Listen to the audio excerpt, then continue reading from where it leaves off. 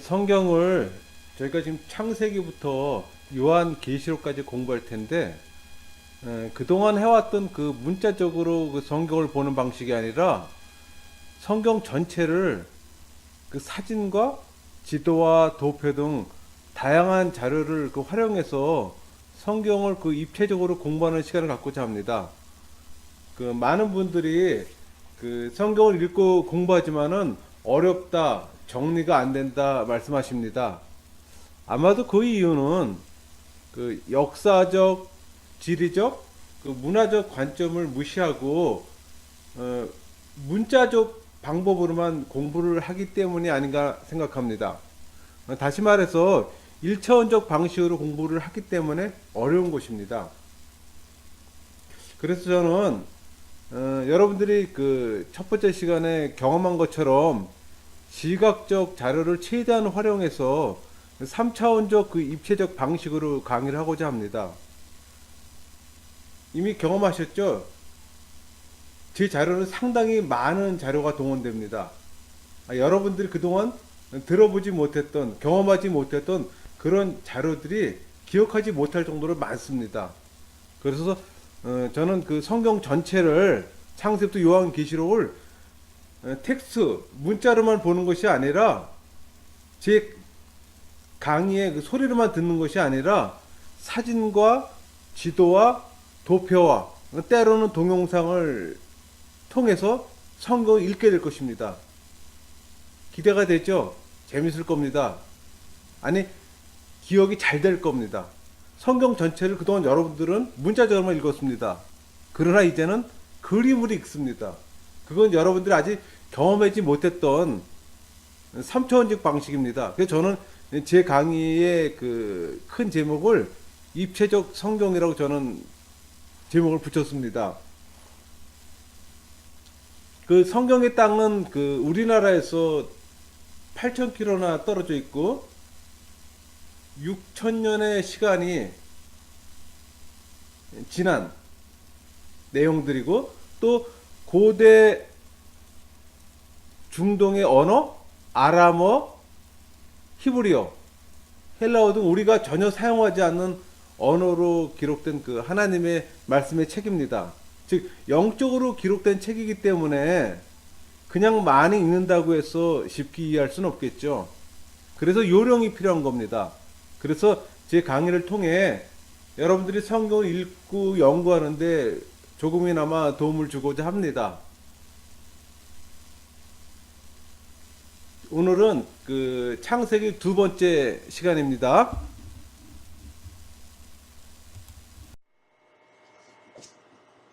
창세기는 족장시대 이야기입니다.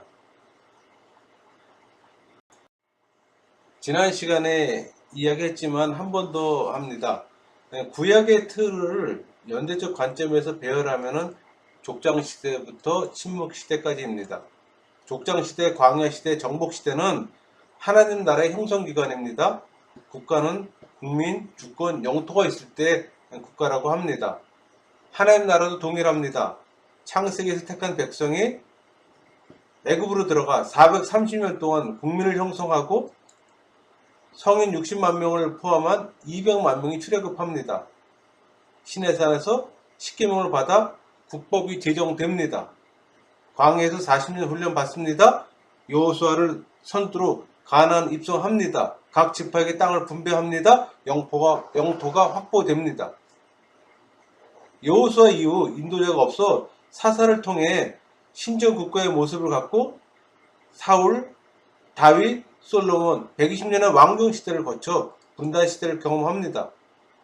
남유다가 정통성 확보하고 북이스라엘은 아수를 통해 멸망합니다.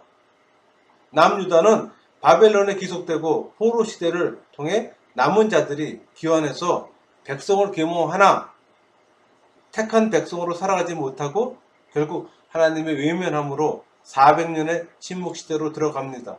이것이 구약의 이야기를 압축하여 정리한 것입니다. 이삭편은 네 족장들의 이야기 중에 가장 분량이 적습니다. 그 적은 분량마저도 야곱의 이야기에 더불어 기록되어 있어서 얼핏 보기에는 아브라함과 야곱을 이어주기 위한 기록처럼 여겨집니다. 행적에 있어서도 아브라함처럼 다양하지도 않고 그렇다고 야곱처럼 다이나믹하지도 않고 그저 밋밋합니다. 전형적인 재벌 2세 같은 느낌이 듭니다.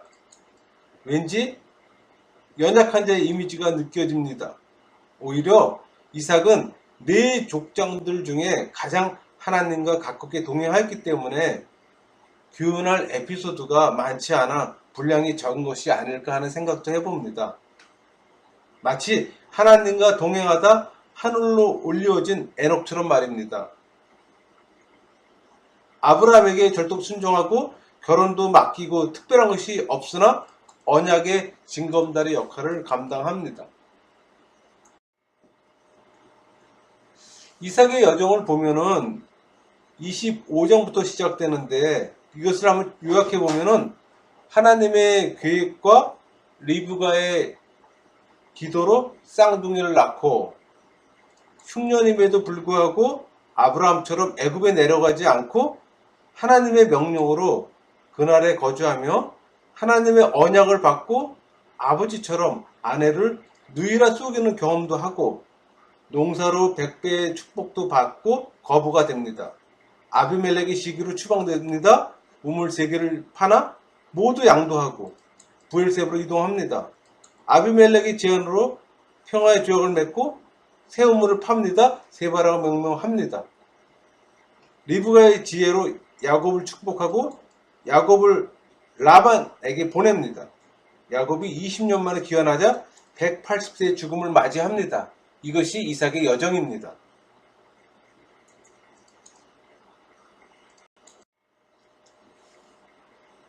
더 구체적으로 얘기해 볼까요? 축복 부분을 한번 보겠습니다. 그 이삭이 우물을 양보한 것은 여호와 이레를 경험한 결과입니다. 하나님의 함께 항상 하심으로 필요를 채워주신다는 확신이 있었다는 것입니다. 이삭의 축복 부분을 한번 볼까요? 이삭이 야곱에게 해준 축복은 이삭이 받은 축복과는 다른 맞춤형 축복입니다. 열국을 다스린다는 여러 족속을 이룬다는 축복인 것입니다. 리브가는 이삭을 만나 하나님 질서에 순종케 하는 지혜로 야곱이 이방의 여인을 부인으로 맞이하지 않고 친종을 얻게 합니다. 이삭은 가장 이상적인 가정을 꾸민 스탠다드입니다.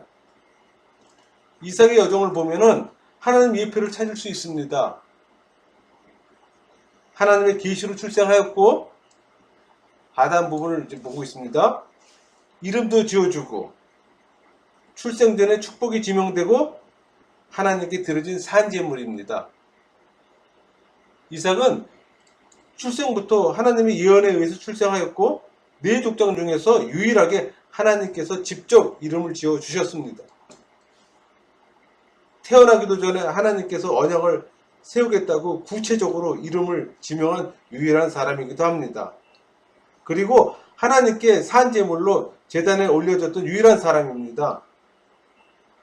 네 족장들 중에서 가장 아름다운 영적인 결혼을 한 사람으로 유일하게 부모의 기도로 종의 기도로 본인의 묵상 중에 아내를 맞이하였고 이 결혼 이야기는 창세기 50장 중에서 가장 길게 무려 67절에 걸쳐 24장에 기록되어 있습니다.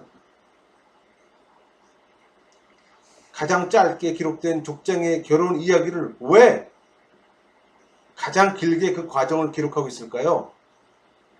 이는 우리 인생에서 결혼이 가정을 이루고 하나님의 창조 질서를 이어가는 첫 단추이기 때문입니다. 배우자를 어떻게 선택해야 하는지를 어떤 자세로 맞이해야 하는지를 보여주고 있습니다. 리브가의 선택은 기도 응답에 의한 하나님의 선택입니다. 그리고 배우자는 기도 중에 맞이하는 것이지 세상 속에 헤매다 우연히 만나는 것이 아님을 깨우쳐 줍니다. 이렇게 맞이한 리브가는 족장들의 아내들 중에서 가장 현숙한 여인의 모습을 보여주기도 합니다. 복을 받는 자의 삶은 언약에 기초하며 그 기초하에 출발해야 한다는 것입니다. 그런 면에서 이삭은 가장 무난한 삶을 살면서 믿음의 징검다리 역할을 감당한 신앙인이었습니다.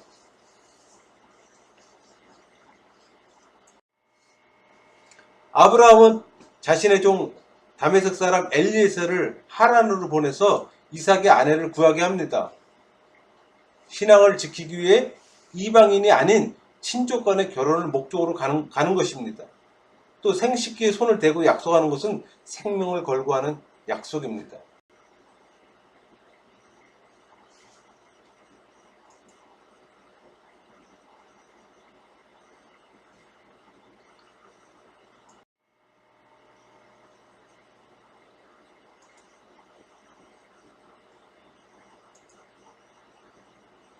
나홀의 성에 이르렀다고 합니다. 나홀은 아브라함의 동생으로 하란에 거주하고 있었습니다.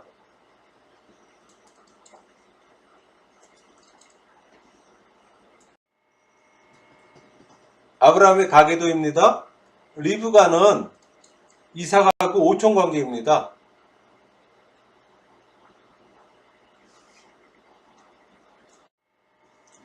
아브라함의 종 엘리에셀과 리브가의 만남입니다. 리브가가 낙타에게 물을 먹이겠다고 합니다. 근데 엘리에셀이 끌고 간 낙타는 10마리나 됩니다.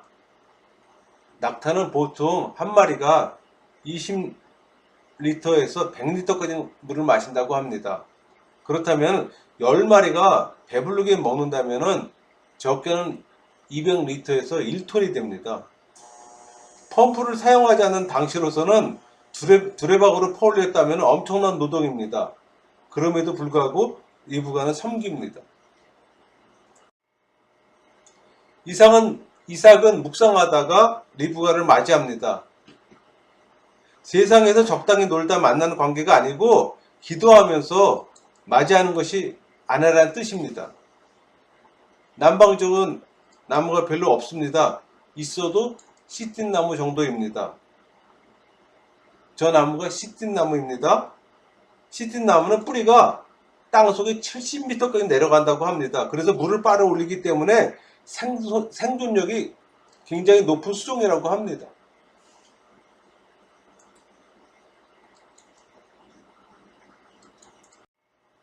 이 시점에서 욥기를 간단히 다루고자 합니다.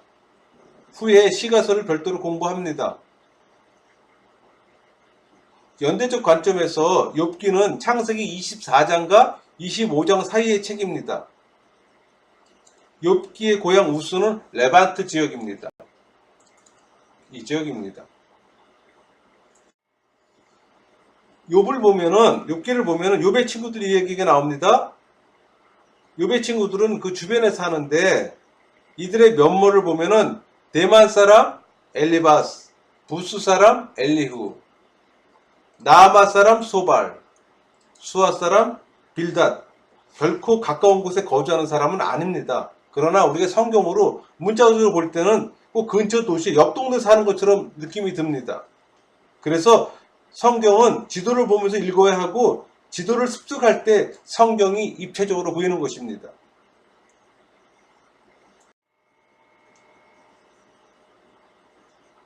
네 사람 등장한다고 했습니다. 대만 사람 엘리바스, 붓 사람 엘리우, 나마 사람 소발, 수아 사람 빌닷. 이 대만 사람 엘리바스는 에서의 자손입니다. 그리고 수아 사람 빌닷은 아브라함과 그드라 자손입니다. 또 나마 사람 소밧은 유목인 군주이며 부수 사람 엘리후는 아브라함 형제 나홀의 자손입니다. 욥기는 이 네 사람과의 논쟁입니다. 질문과 답변의 형식으로 논쟁을 합니다. 네 번의 논쟁 후 하나님이 직접 개입하셔서 결론을 내려줍니다. 물론 그 사이에 욥의 독백이 삽입됩니다. 형식은 친구 세 사람이 질문하면 욥이 답변하는 형식입니다. 이런 구조를 갖고 있다는 것을 파악하고 성경을 읽으면 혼돈스럽지 않습니다. 다시 창세기로 돌아옵니다. 25장입니다. 아브라함이 죽고 그 후손들의 이야기입니다. 아브라함의 후초 구드라의 소생입니다. 그들은 아라비아 사막을 배경으로 동방으로 이주하며 그곳에 거주합니다. 구드라에게 6명의 아들이 있었죠. 시므란, 욕산, 무단, 미디안, 이스박, 수아입니다. 아브라함이 죽은 후 48년 만에 이스마엘도 파란만한 생을 마감합니다. 그들 또한 아라비아 지역과 동방 지역에 분포해서 거주합니다. 하가를 통해 많은 자식들이 생산됩니다. 이스마엘, 느반옅, 게달, 알부엘, 입삼, 미스마, 두바, 마사, 하닷, 데마, 여둘, 나비스, 게드아. 창세기 25장 27절에서 28절에는 에서는 익숙한 사냥꾼이고 들사람이다. 야곱은 조용한 사람이라는 표현을 합니다. 이삭은 에서가 사용한 고기를 좋아한다고 표현합니다. 리브가는 야곱을 사랑한다고 표현합니다. 그러나 야곱과 에서의 표현에는 창세기 25장 그 앞에 23절에서 찾아야 합니다. 리브가는 야곱이 하나님이 선택한 차기 유업의 계승대임을 이미 알고 있었습니다. 이 때문에 리브가는 야곱을 누구보다도 신중하게 여기며 키웠을 것입니다. 아마 예수님을 양육한 마리아의 마음일 것입니다. 리브가는 태중의 아이들이 싸울 때 야곱을 찾아가지 않고 하나님을 먼저 찾아갔습니다. 그것이 창세기 25장 22절의 이야기입니다. 그래서 야곱이 장자의 기업을 이어받을 것을 이미 알고 있었습니다.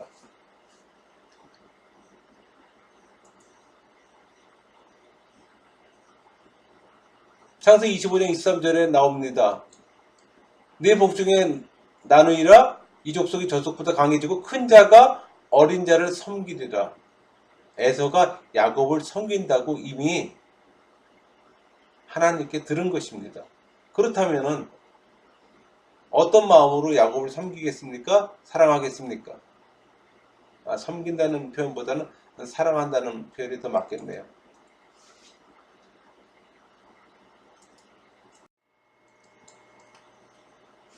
에서는 피부도 붉고 붉은 팥죽 사건이 계기가 돼서 그 이후에 사람들이 그를 불타라는 뜻을 갖고 에돔이라고 불렀습니다.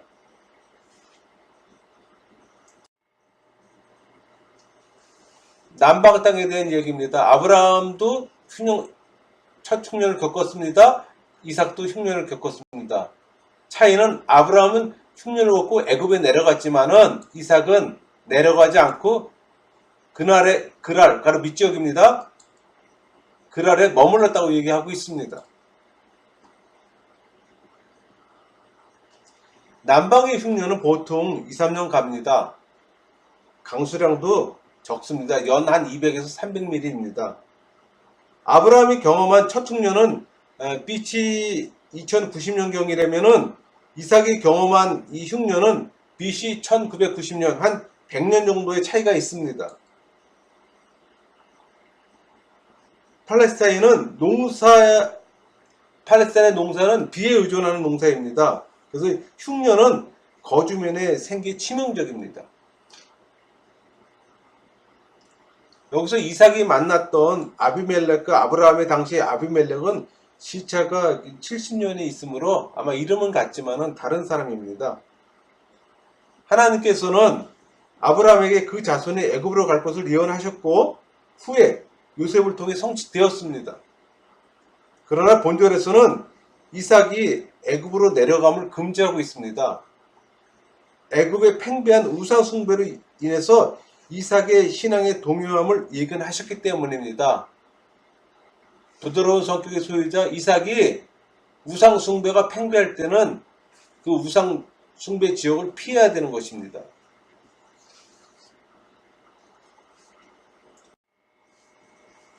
시편 126편에 여호와여 우리의 포로를 남방 시내들 같이 돌려보내소서라는 표현이 있습니다.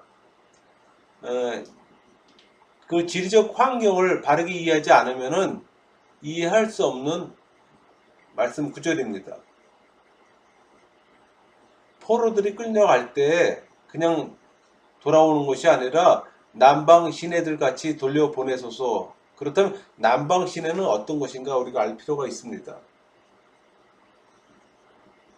남방은 유다의 한 볼모지로 유명한 그 네게부 사막을 얘기합니다. 남방이나 네게부는 동일한 말이라고 얘기했습니다. 이 사막은 평소에는 바싹 마른 상태로 있다가 가을이나 겨울에 많은 비가 내리게 되면은 일순간에 흙탕물이 경유로 변하는 것이 특징입니다. 이런 이미지는 갑작스러운 어떤 완전한 변화로 하나님께서 일순간에 남은 포로 백성들을 기환시킬 것을 고대하는 내용이기도 합니다. 자, 이렇게 아까 물이 별로 없던데 물이 흘렀습니다. 물이 더 많아집니다. 차들이 건너지를 못합니다. 급류 형태가 됐습니다. 가운데 사람이 갇혔습니다. 우리가 볼 때는 간단히 건너면 될 것처럼 느끼지만은 급류이기 때문에 위험한 것입니다. 헬기가 동원됩니다. 이것이 남방 시내의 모습입니다. 헬기로 구조됩니다. 자, 아까 우리가 볼 때는 물이 별로 없어서 보잘것없는 개천 같은 느낌이었습니다.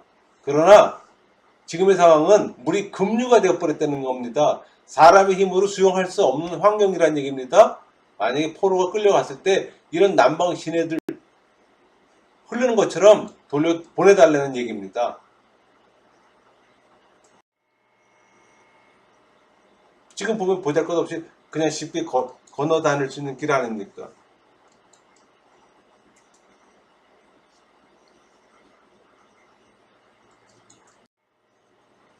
네게부 남방 지역을 나타낸 지도입니다. 유다 산지와 광야 사이 중간에 놓여있는 동서로 놓여 있습니다. 모래시계 모양의 분지입니다.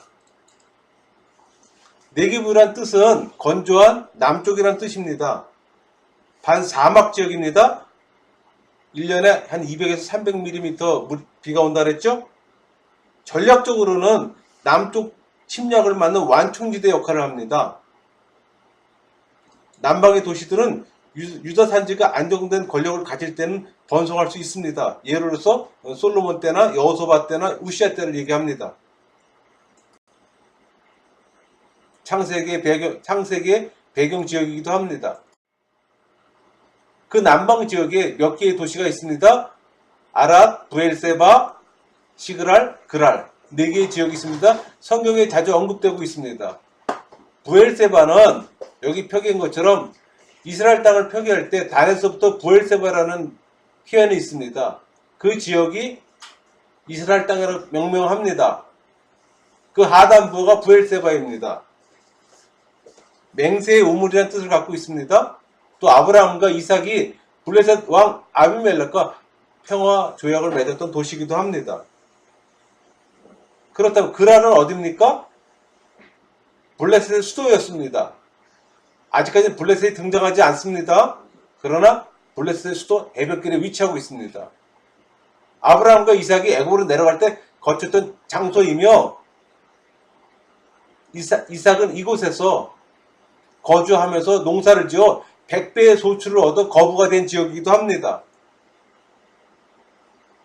아랏은 어떤 도시입니까? 네게부 동쪽에 위치하고 있습니다. 네게부에서 유다 산지를 올라가는 관문이면서 동쪽으로 이동하는 경로에 위치하고 있습니다. 산당 유적이 보존되어 발견된 장소이기도 합니다. 시글랏은 어떤 도시입니까? 그랄 근처에 있는 도시로서 여호수아 시대 때 도착한 블레셋 남쪽 변방입니다. 자주 출몰하는 아발렉을 막기 위해서 다윗이 도피하면서 블레셋의 후원을 받아 머물렀던 도시이기도 합니다. 동서로 연결된 도로에 위치된 도시입니다. 도로는 도시를 이어서 형성되는 이동로입니다.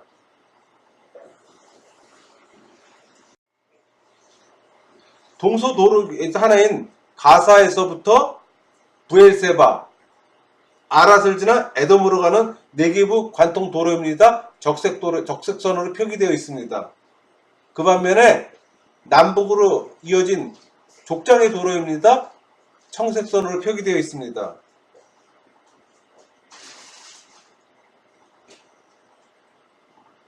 이 족장의 도로가 부엘세바에서 멈춥니다. 저 상부 지역에는 에게임을 지나 드르시아까지 갑니다.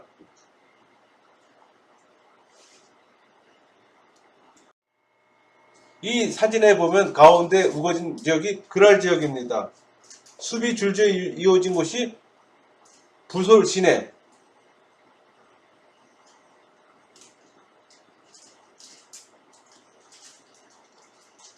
이 그랄 지역에서 우물을 팝니다. 3번씩이나 파죠? 다 양도하죠? 이 그랄 지역은 이삭, 다윗, 에디오피아 넷이 예수님이 지나갔던 장소입니다. 이삭이 씨 뿌린 장소는 일반적인 곳에 씨를 뿌렸던 것이 아닙니다. 비가 올 때는 옥토 수확이 크지만 비가 오지 않으면 말라 죽는 사막 같은 곳이기 때문입니다.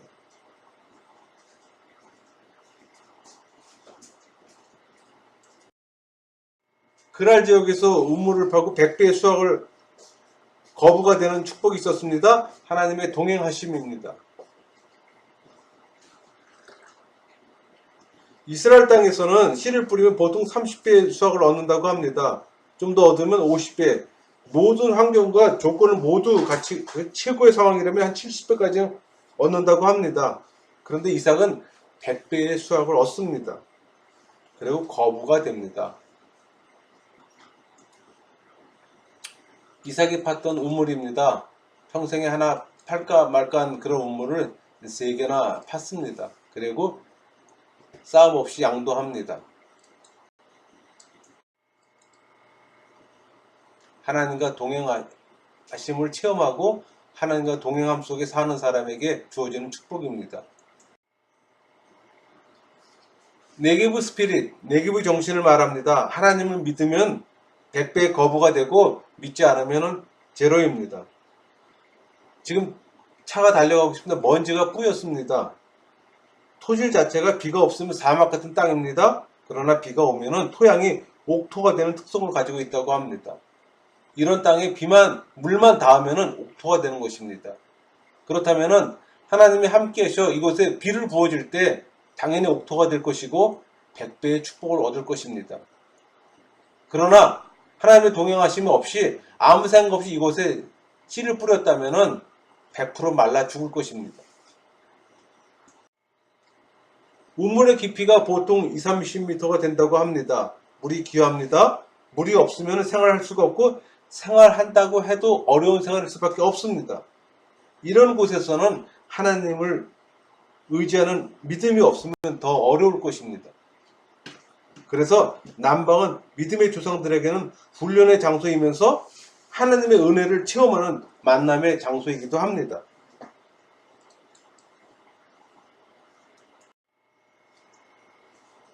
이런 우물 쉽게 팔 수 있습니까? 평생에 하나 팔까 말까 합니다. 그런데 이삭은 3개씩이나 팠습니다. 그렇다 판다 해도 물이 나온다는 보장도 없습니다. 물이 나왔다면 그건 축복입니다. 그 축복을 쉽게 양도할 수 있을까요? 또 쉽게 받아들일 수 있을까요?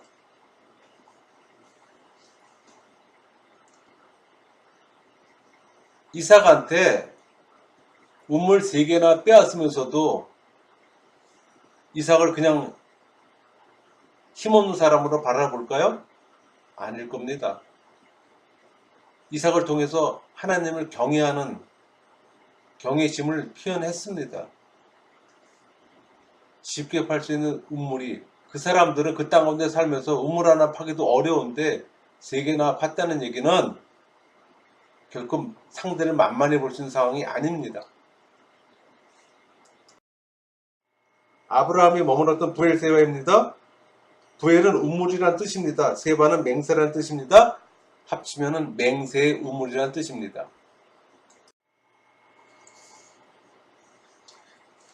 이삭의 생활을 통해 이방인들에게 하나님의 살아계심을 뚜렷이 확인시켜주는 부분입니다.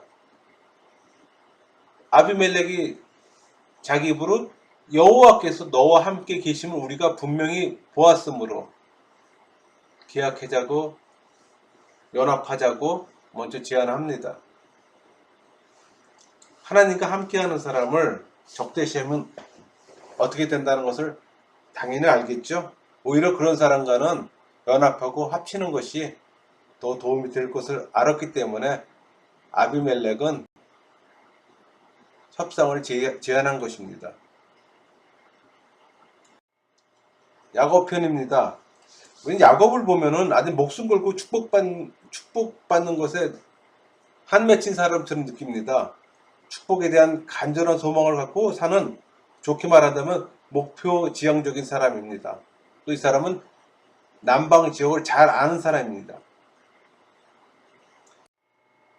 야곱의 여정을 보면은 에서를 피해서 바단 아람으로 가고 그곳에서 레아, 라헬과 결혼하고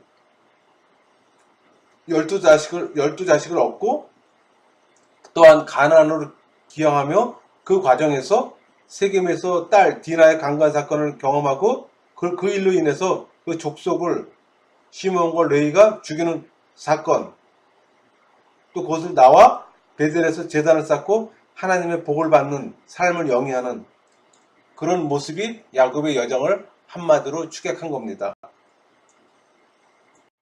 좀 더 구체적으로 설명하면은 에서를 피해 하란으로 가는 도중 베델에서 사닥다리 꿈을 꾸고 또 소원합니다.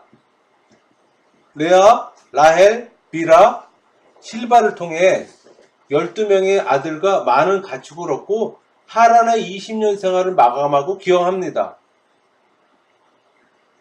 드라빔으로 인해 라반의 추적은 언약으로 바뀌고 천사와 씨름하여 이름을 계명되며 그 이름이 이스라엘 민족의 이름으로 명명됩니다. 두려워하던 형 에서를 만났으나 에서의 용서로 세겜에 정착합니다.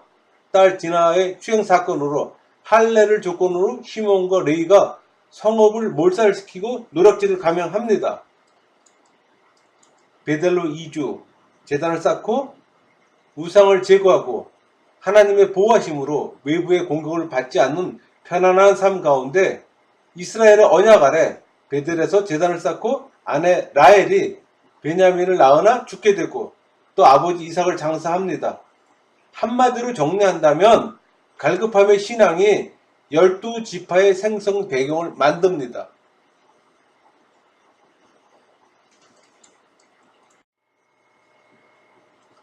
리브가는 이미 창세기 25장 23절에 하나님을 예언을 기억하고 있었으며 또 그것이 성취될 것을 확실히 믿었습니다. 그래서 리브가는 이 사실을 이삭이나 야곱에게 말하지 않았습니다. 기업이 이어가는 그 축복의 순간까지 올 때까지 침묵으로 심중함을 보였습니다. 이 사실을 모르는 이삭이 에서를 사랑하고 그를 축복하자 에서가 사냥간 사이에 리브가가 모든 저주를 받겠다고 야곱을 설득합니다. 모성애겠죠? 또한 하나님의 창조 질서에 순종하는 모습도 보여줍니다.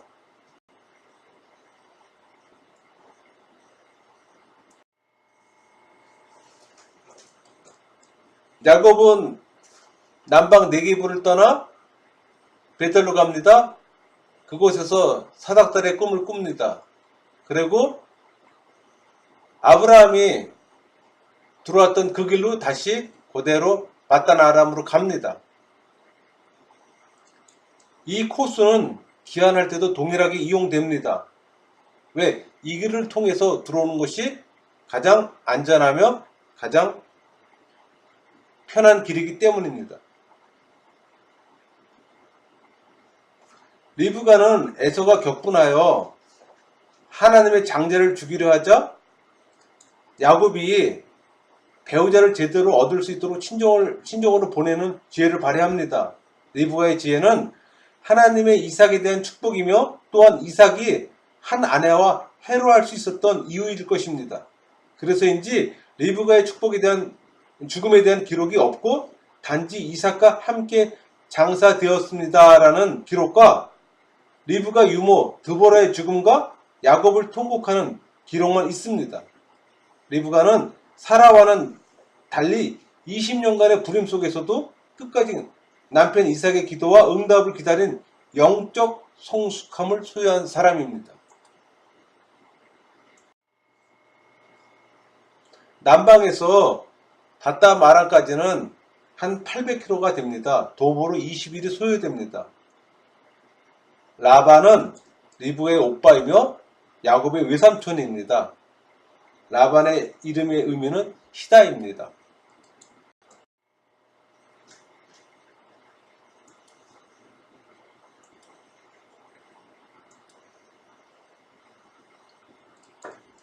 베델에서 사닥다리 꿈을 꿉니다.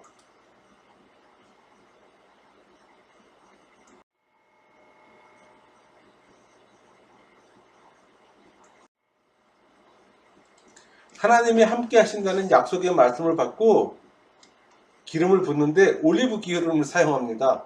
당시 그 올리브 기름은 화폐 수준입니다. 기름을 붓는 행위는 돌 기둥을 거룩하게 구별하는 행위로서 야곱이 그 하나님께 자신을 헌납한다는 신성한 의식이기도 합니다. 나의 하나님이라 부르면 참된 예배요.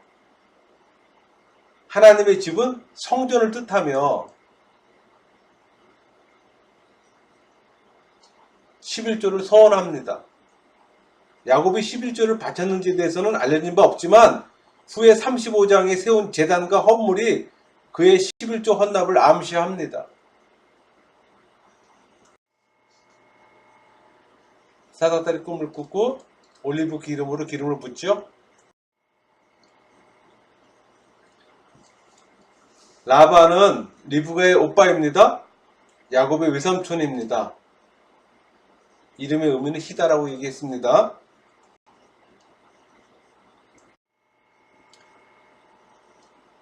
야곱은 라헬에게 삘이 꽂혔습니다.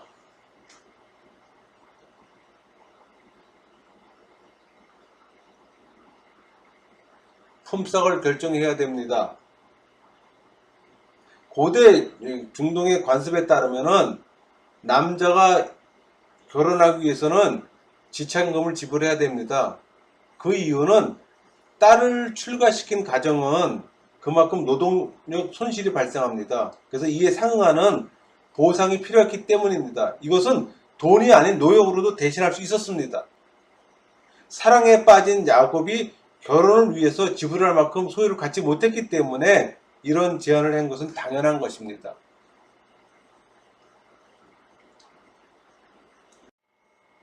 레아는 시력이 약하고 라헬은 곱고 아리따우니 시력이 나쁜 것이 아니라 총기가 결여됐다는 얘기입니다. 총기가 없다는 얘기입니다. 그러나 라헬은 곱고 아리따우니 이 표현은 라헬은 우아하고 외모가 아름답다는 말로 레아와 비교할 때 외모도 아름답거니와 성품 전체가 총명했다는 얘기이기도 합니다. 합판치 얘기가 나옵니다. 학명으로는 맨드레이크입니다.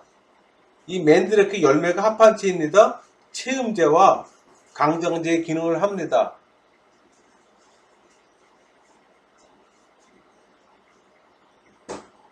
루벤이 밖에 나가서 합판체를 구해왔습니다. 그 합판체로 라헬과 야곱이 잠자는 날 그 합판체를 대신 주고 남편과의 동침을 합니다.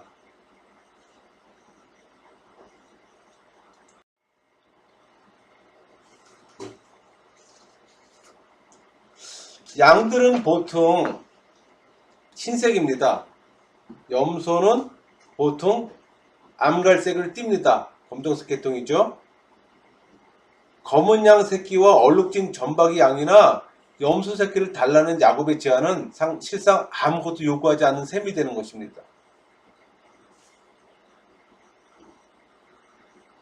염소 중에는 점 있는 것과 아롱진 것은 당시 없었습니다.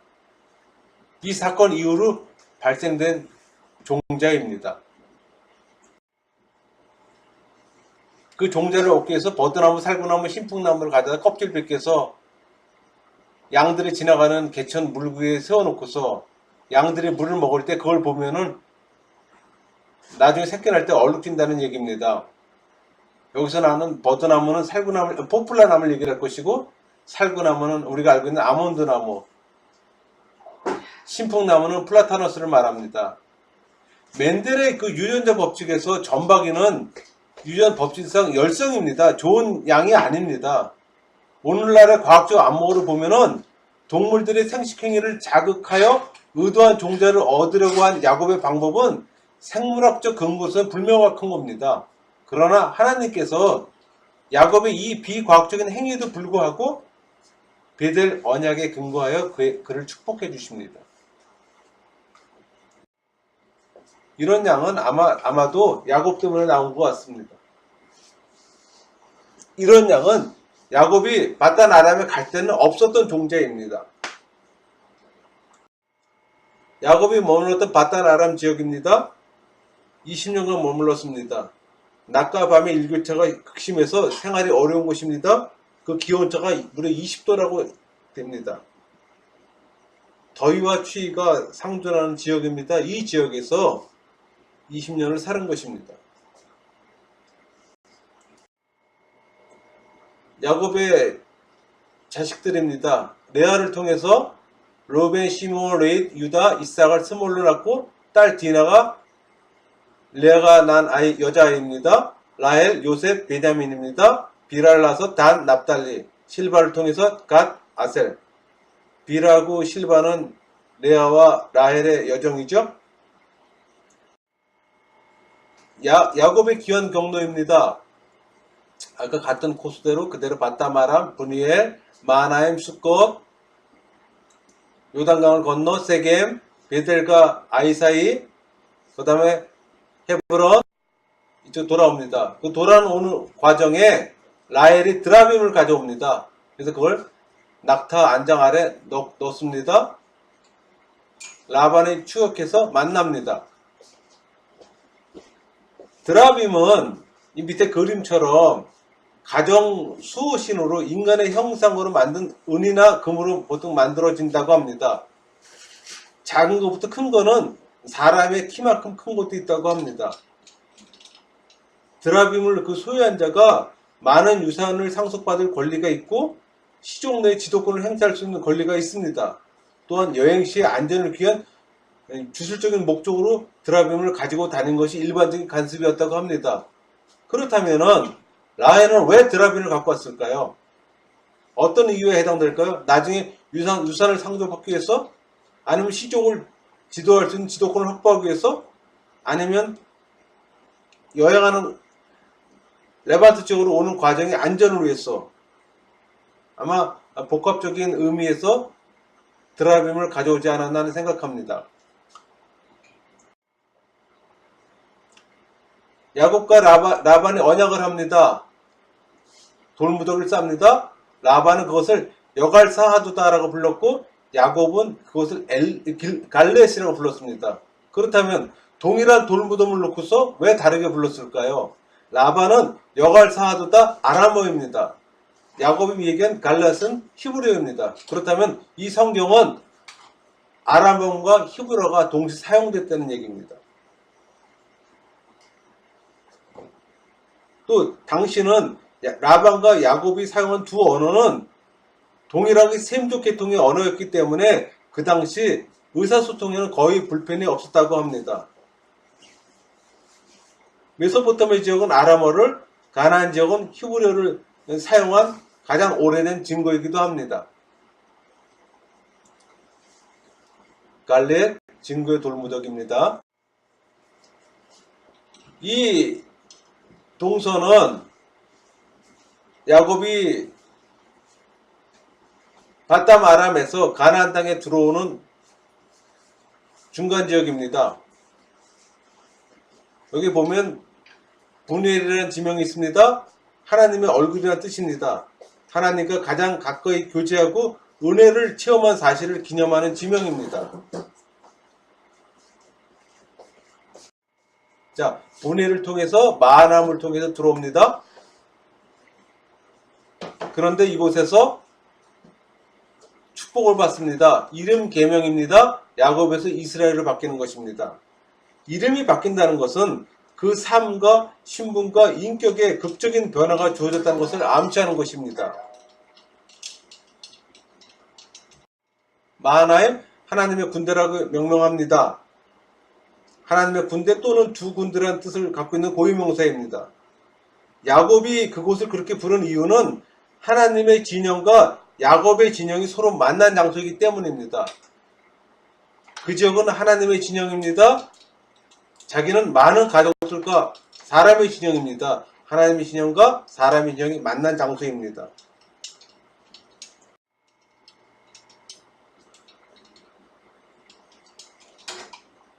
야곱과 천사가 씨름한 장소가 야복강입니다.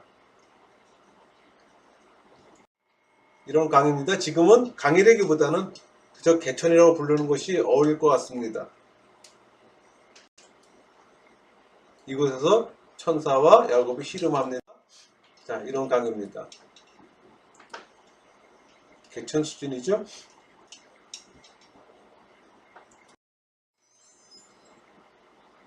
야곱에서 이스라엘로, 야곱의 의미는 발 뒤꿈치를 잡는 사람입니다.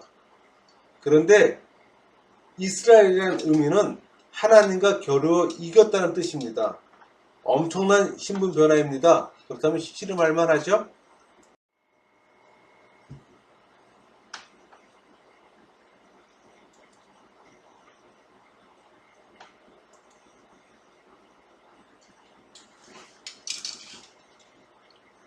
야곱과 천사가 씨름합니다. 씨름의 주격이 누구일까요? 어떤 사람? 야곱이 끼어 있어 기도합니다. 아닙니다. 하나님께서 기도하도록 하신 것입니다.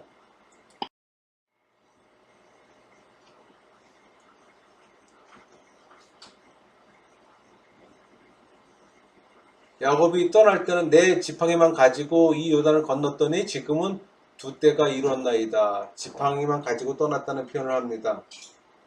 20년 전에 급하게 도망갔던 처량한 자신의 모습을 강조한 말입니다. 또한 하나님이 내리신 축복으로 부유함을 표현하기도 합니다. 그러므로 야곱이 그 옷 이름을 브니엘이라 하였으니 그가 이르기를 내가 하나님과 대면하여 보았으나 내 생명이 보존되었다 함이었더라. 야곱은 하나님을 5번이나 만납니다.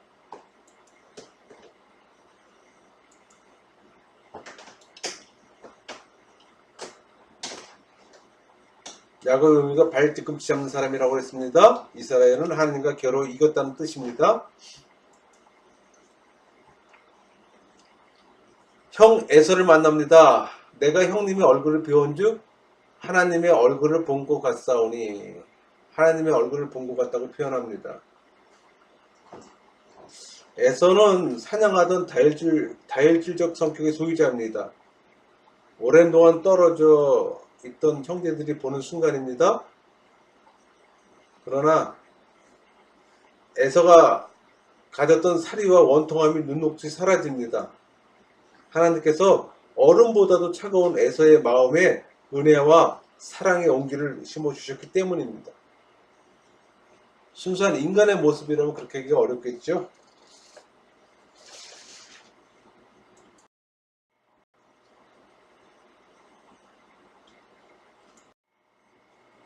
야곱 생의 경로입니다. 또한 봤던 그림을 다시 한번 표기된 그림입니다. 빨간 것은 헤브론에서 베델을 통해 세겜을 통해서 바다나암으로 간 것이고, 이 잘색 동서는 바다나 아람에서 길랏을 통해서 브니엘, 마하나임, 수콧을 통해서 세겜, 다시 베델, 베들레헴, 헤브론, 브엘삽으로 돌아오는 얘기입니다.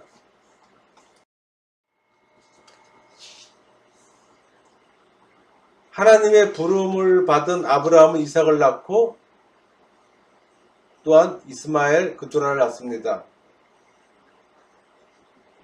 이삭은 에서와 야곱을 낳습니다. 야곱은 이스라엘로 개명되고 12아들을 얻어 이스라엘의 12지파를 형성하는 하나님의 역사를 볼 수가 있습니다. 유다 동편 약복강 입구 마하나임 분해를 거쳐 수꽃에 도착합니다. 여기가 수꽃입니다. 수꽃의 의미는 천막을 치고 살았다는 의미이므로 초막절을 수꽃이라고 합니다.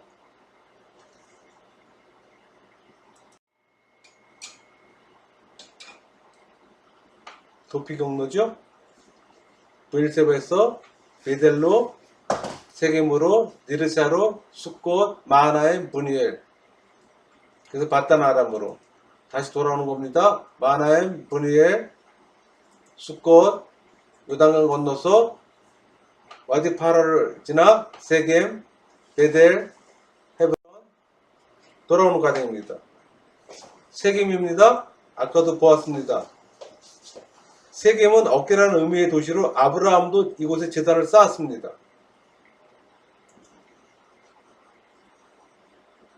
거기에 제단을 쌓고 이름을 엘렐로에 이스라엘로 불렀습니다.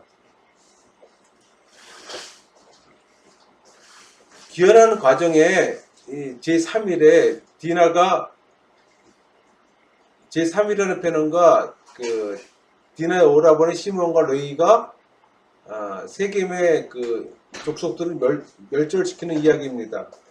여기서 제3일이라는 의미는 이날 할례를 했기 때문에 그 할례 받은 수술로 인한 염증과 고열로 거동이 아주 불편하고 괴로울 때입니다. 디나의 친오랍이 시몬과 레이가 그 세겜의 복수국의 주모자입니다. 이들의 나이는 당시 20세 안팎이었을 것입니다. 훗날 야곱이 임종시에 이들의 잔인성을 지적하면서 나누임과 흩어짐의 저주를 합니다.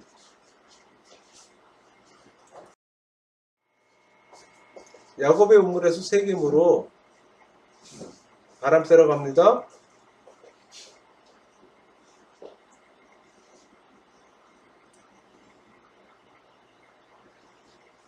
추행을 당합니다. 할례를 했습니다. 그걸로 인해서 전부 다 죽입니다.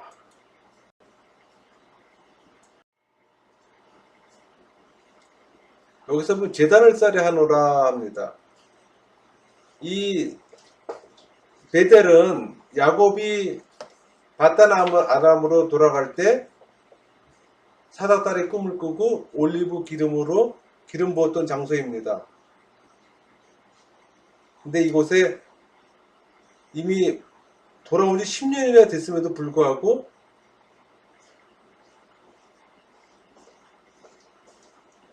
떠날 때 베델의 서원을 이행치 않았습니다. 그동안 10년의 세월 동안 야곱은 자신의 집안을 번성케 하는 데만 신경 썼지 하나님과의 약속은 지키지 않았습니다. 이제 그것이 생각났던 것입니다. 그래서 이제 제단을 쌓습니다.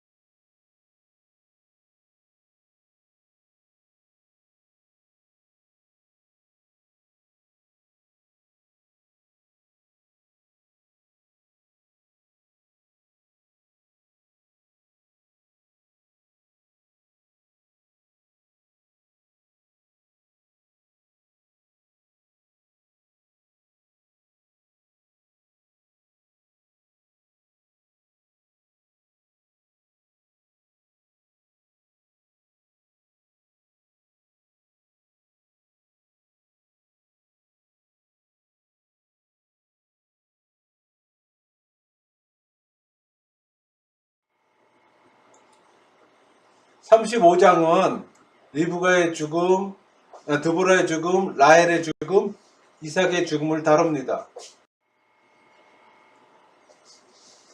36장에서는 에서의 족보가 언급됩니다. 언약적 관점에서 이삭의 죽음에 이어 야곱의 전기로 들어갑니다. 하지만 먼저 에서의 생애와 그 후손에 언급된 이유는 에서를 축복하는 하나님의 예언이 성취되었음을 보여주기 위함이고, 또 하나는 언약의 땅 가나안을 중심으로 펼쳐지는 택자와 불택자의 역사를 대조하기 위함입니다.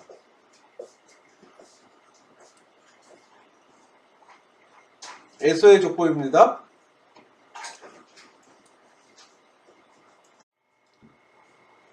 에서 족보에서 우리가 조금 관심 가질 만한 이름이 그나스입니다. 갈렙의 아버지, 여분네가 이적 출신입니다. 민수기에 나오는 32장 10절에. 그런데 엘리바스의 아들들의 이름 가운데서 우리가 알만한 신앙적인 이름이 단 한 사람도 찾아볼 수가 없다는 것입니다. 여호와 신앙에서 완전히 떠났음을 암시합니다. 또 이 이름들은 가나안 남쪽 산악지대에서 거칠게 살아가고 있는 그런 족속의 이름입니다. 창세기 36장 31절에서 43절까지는 에돔의 왕들과 족장들의 이름들이 언급됩니다. 그 에돔의 정치 제도는 그 강력한 중앙 집권 체제가 아니라 지방 분할적인 군주 체제로서 족장들이 함께 모여서 에돔 전체를 통치하는 왕을 선출하는 방식입니다. 그래서 에돔 독장의 이름과 에돔 왕의 이름이 같이 나오는 이 중에 하나입니다. 그 요세편을 공부할 텐데, 구약에서 예수님의 삶을 살아간 의로운 사람, 처음부터 끝까지 고난의 길을 걸었으며 고난 가운데서 하나님을 바라보고 여호와의 이름을 붙잡고 축복을 받은 사람, 요셉은 한마디로 하나님 중심의 사고를 가진 사람입니다. 자신에게 일어나는 모든 일들을 자기 중심으로 생각하지 않고 하나님의 행하심을 인정하고 범사의 여호와를 인정하고, 이것은 철저히 하나님을 신뢰할 때 가능한 일입니다. 때문에 어떤 환난과 시련이 와도 그것을 달갑게 여기며 순응하고, 그리고 그 가운데서 최선을 다한 사람입니다. 진정으로 하나님과 함께하는 삶을 살아가는 방법을 요셉이 보여주고 있습니다. 요셉의 여정을 보면은 형들의 시기심으로 애굽에 팔려가 보디발의 가정총무로 일하다가 보디발 아내의 유혹을 뿌리친 결과로 옥살이를 합니다. 관원장의 꿈 해석으로 존재가 알려져 바로의 꿈을 해석하고 또 인정받아 애굽의 총리가 됩니다. 국가 재정을 맡고 풍년과 흉년의 경제난을 잘 극복하고, 또 이로 인해 곡식을 구하러 오는 형제들과 또 만나고, 또 그 일로 계기로 해서 가족 70명을 애굽의 고센 땅에 정착시킴으로써 야곱의 유언이자 예언이 성취되는 것이 요셉의 삶입니다. 요셉의 여정을 좀 더 구체적으로 보면은 곡식단의 꿈으로 형제들에게 팔리움을 당하고, 미디안 상인에게 팔려 애굽 땅에서 보디발에게 팔립니다. 보디발의 개인 집사로 일하다가 부인의 유혹으로 감옥에 가고, 또 간수장의 신임으로 감옥의 시무를 맡고 범사에 형통합니다. 관원장의 꿈 해석이 계기가 되어서 바로의 꿈도 해석하게 되고, 또 30세 총리가 되고, 제사장의 딸과 결혼하며 곡식을 관장하다 곡식을 살아온 가나안의 형들과 재회합니다. 이 재회는 우여곡절 끝에 가정 모두를 애굽으로 이주시켜 고센 땅에서 430년을 살게끔 하는 계기가 됩니다. 야곱이 임종 직전의 유언으로 12자식들에게 예언을 하고 또 죽고, 요셉이 장례를 치러주고, 또 요셉도 110세의 생을 마감합니다.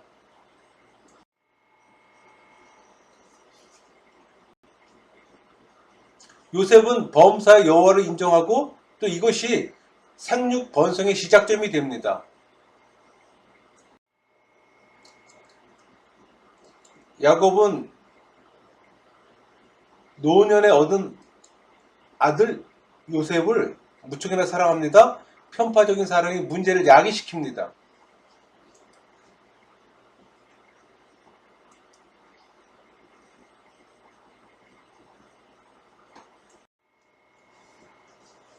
눈치 없고 고자질까지 하는 요셉이지만 야곱의 사랑은 극진합니다. 꿈은 구약시대에 있어 환상과 더불어 하나님의 뜻을 인간들에게 나타내는 계시 전달 방법으로 이용되곤 하였습니다. 오늘날도 하나님과의 영적 교제하에서 개인적으로 이 같은 꿈을 체험할 수 있다는 사실을 부인할 수 없으나 구원에 관한 하나님의 온전하신 뜻이 기록되어 있는 성경이 완성되었습니다. 이제는 성경이 완성된 이상 그 같은 꿈은 더 이상 특별 계시로서의 가치를 지니지 못하는 것은 분명합니다.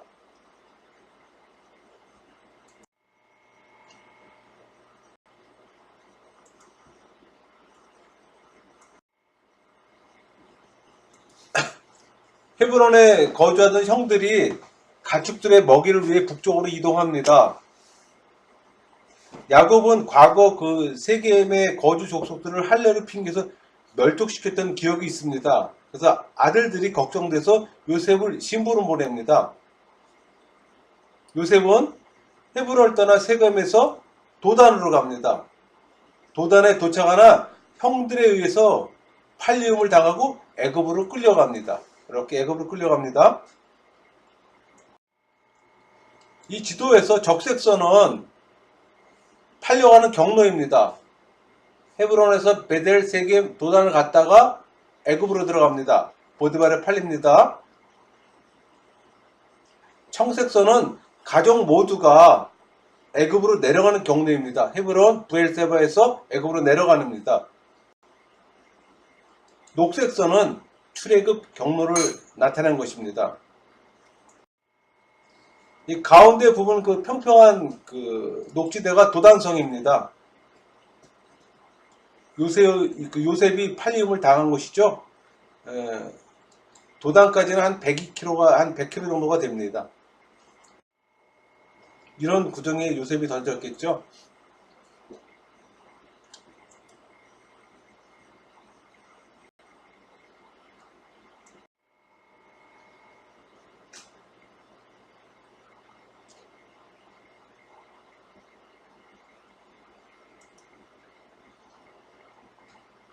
그 요셉의 그 채색 옷에 피가 묻혀 짐승이가 먹이가 되었다는 거짓말에 야곱은 애통해야 합니다. 도단의 전경입니다. 여기서 나오는 미디안은 아브라함의 후처 그드라의 계통이고, 또 여기서 나오는 이스마엘은 여종 하갈의 아브라함 여종 하갈의 아들 이스마엘의 후예들입니다. 여기서 나오는 그 유황과 몰약은 동방박사 연상됩니다. 당시는 미디안 상인이나 이런 그 아르비아 상인들이 향품, 유학, 몰약을 애굽에 갖다 팔았습니다. 그래서 왕래가 많이 했기 때문에 그 왕래하는 장사꾼의 한 부류에 팔려간 것입니다. 미디안 사람들은 이 아브라함의 후처 그들에게 출생한 자손들입니다. 그들에게 6명의 아들이 있었죠. 그 37장부터 50장까지는 요셉의 이야기인데 38장에 유다의 이야기가 나옵니다. 유다는 형제들과 공모로 요셉을 판 사건이 형제들 그 상호 간에 어떤 심각한 긴장을 초래했을 것입니다. 그 결과 각자 흩어져 살게 됐던 거고, 이때 유다는 아둘람으로 갔습니다.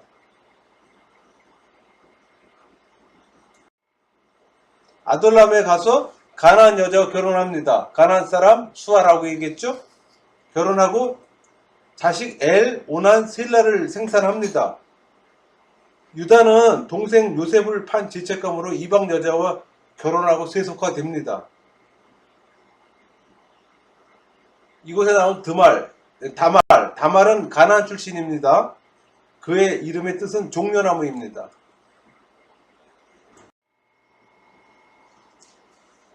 아둘람굴은 헤브론 골짜기에서 북서쪽으로 한 24km 지점에 위치한 가나안 성읍 중에 하나입니다. 적색선이 그 경로죠. 그 38장의 그 유다와 다말의 그 부적절한 이야기가 요셉의 이야기 속에 왜 삽입되었을까 한번 생각해 볼 수 있습니다. 요셉이 야곱의 뒤를 이어 장자권을 받아서 에브라임과 므낫셋의 두 목을 받았지만은 이 장자권이 그대로 이어져 예수님께로 가는 것이 아니라 유다를 통해 간다는 것을 좀 보여주기 위함입니다. 그렇다면은 왜 요셉이 장자권이 예수님의 족보에서 빠졌을까요? 아브라함, 이삭, 야곱, 요셉으로 이어져야 되는데 그 이유는 요셉이 애굽의 온 제사장 딸 아스낫과 결혼하게 됩니다. 이거는 예수님 족보에서 오르는 그 다른 이방 여인들 다말, 라합, 룻, 바세바하고는 출신이 다릅니다. 그들은 단순한 이방 여자지만은 요셉이 결혼한 아스낫은 이방 신의 제사장이기 때문인 것입니다. 그래서 아브라함, 이삭, 야곱, 요셉을 통해서 그 정통성을 이어갈 수 없어서 그 정통성을 이어가기 위한 유다가 등장이 필요했던 것입니다.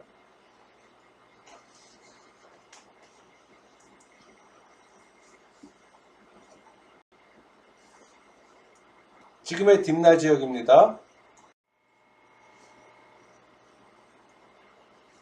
뭐 우리 이 얘기는 너무나 많이 들었죠. 그 유다와 다말 간의 썸씽 그 증거로 유다에게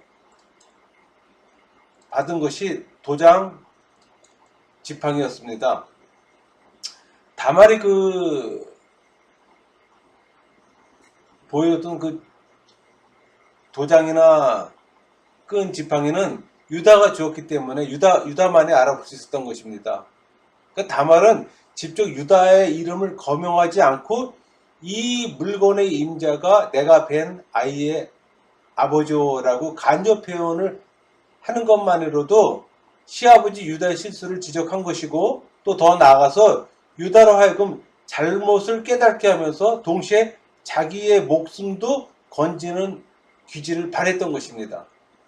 시아버지를 속이고 잉태한 다말의 행위가 의롭다는 것이 아닙니다. 여기 그는 나보다 옳도다 유다가 얘기합니다. 다말의 행위가 의로운 것이 아니라 유다의 부당한 처신과 비교할 때 다말의 행위가 훨씬 더 타당성이 있다는 말입니다.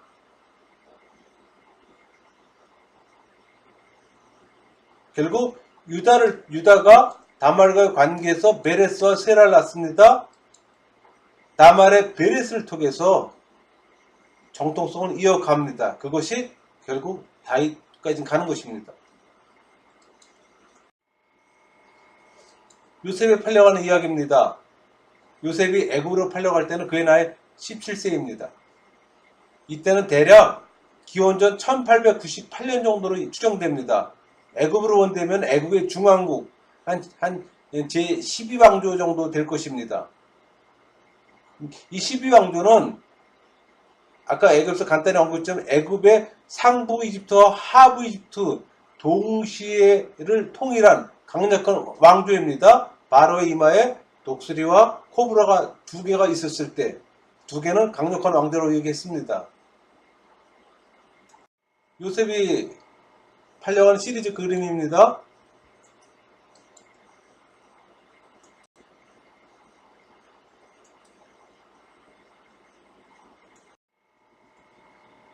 고센 지역은 삼각주 지역으로서 목축하기 최적의 장소입니다. 참고로 애굽은 목축업을 경시했습니다. 애굽의 12왕조는 상부 이집트와 하부 이집트를 통일한 강력한 왕조입니다. 바로에서 연합되고 남쪽으로는 누비아를 확장하고 북쪽으로는 레반트를 침입할 때고 히브리 역사로 볼 때는 족장 시대에 해당되는 것입니다. 그래서 12왕조 표기되어 있죠? 요셉이 팔려가던 시기입니다. 그 다음에 요셉이 총리가 될 때는 17왕조 때입니다. 그때는 힉소스 왕조가 집권하고 있을 때입니다. 힉소스는 레반트, 즉 가나안 지역의 이집트에서 쳐들어간 사람들이 하 이집트를 다스릴 때입니다. 그래서 힉소스 왕조 때 요셉이 총리가 되는 것입니다. 그 이집트의 역사를 한 30개 왕조로 정리를 했는데, 그거는 그 신과 중간사 때 공부를 하겠지만은, 프톨레미 왕조의 그 신관 마네토가 이집트의 역사를 31개로 나누어서 이제 기록한 것입니다. 이 그림은 좀 맞지 않는 그리지만은 요셉이 보디발 아내의 유혹을 받는 장면입니다.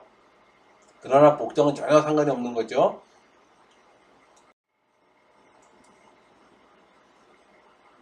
보디발 가정총무로서 활동하다가 보디발 아내의 유혹을 받습니다.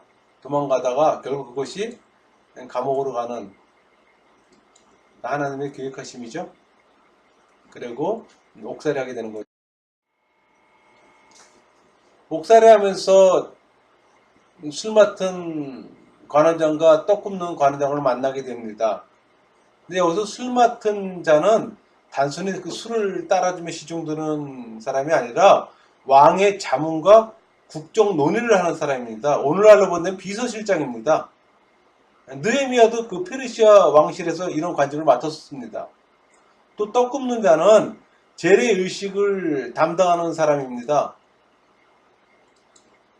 아수르에서는 떡 굽는 그 관원장의 이름을 딴 지명도 있었다고 합니다. 이들의 꿈을 풀어주죠. 이래서 요셉의 존재가 알려지는 단초가 되는 것입니다. 술 맡은 관원장과 떡 굽는 관원장이죠. 그들의 꿈을 풀어주는 이야기고, 술 맡은 관원장은 풀려나고 떡 굽는 관원장은 죽게 되죠.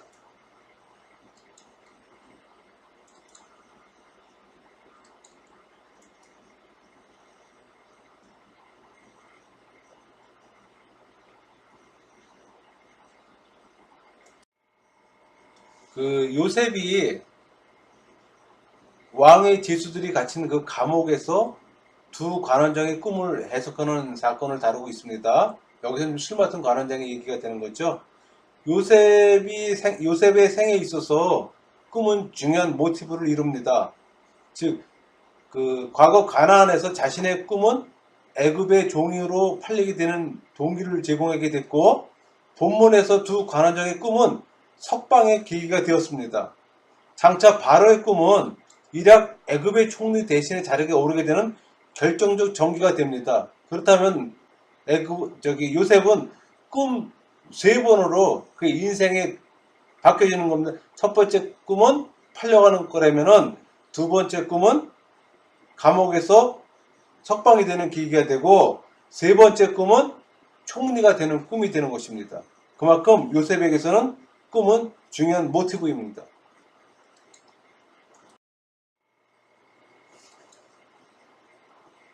바로 앞에 나가는 것입니다. 근데 이 그림은 잘못됐죠. 바로 앞에 나갈 때 요셉이 곧 수염을 깎고 그의 옷을 갈아입고 바로에 들어가니, 근데 수염만 깎는 것이 아니라 머리도 깎습니다.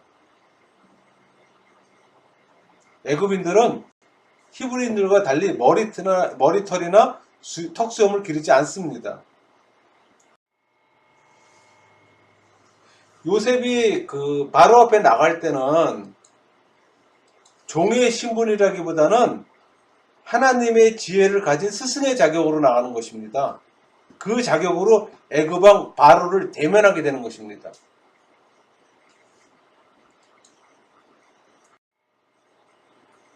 바로의 꿈이죠? 살찐 소 7마리, 삐쩍 마른 소 7마리.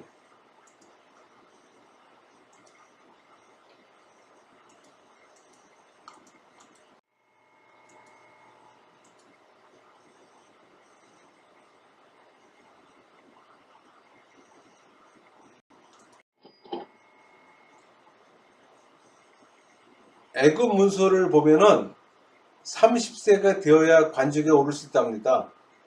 요셉은 감옥에서 궁정 이야기를 많이 들었습니다. 세상 돌아가는 얘기를 깨고 있었습니다. 많은 경험을 했었을 것입니다.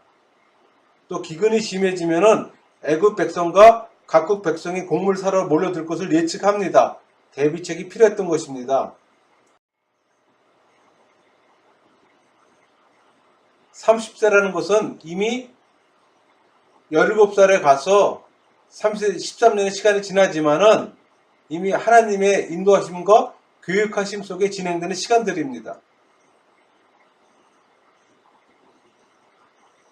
요셉이 그 30세의 공인이 된 것은 예수님께서 30세의 공생애를 시작하는 것을 예표해 줍니다. 히브리인들에게 30세는 성인으로서 본격적인 활동을 할 수 있는 나이입니다. 애굽도 마찬가지입니다. 요셉이 꿈 해몽으로 총리가 될 수 있었던 것은 레반트 지역의 힉소스 왕국이 애굽을 공격해서 점령하고 통치할 때입니다. 힉소스 왕조가 탄생된 애굽의 바로는 요셉을 총리로 등극할 수 있었던 것은 요셉이 고향 사람이기 때문입니다. 요셉이 레반트 즉 가나안 출신이기 때문에 가능했던 것입니다. 단순히 꿈 하나 해몽했다고 해서 제국의 총리가 될 수 있을까요? 아마도 그런 배경이 없었다면 어려울 것입니다.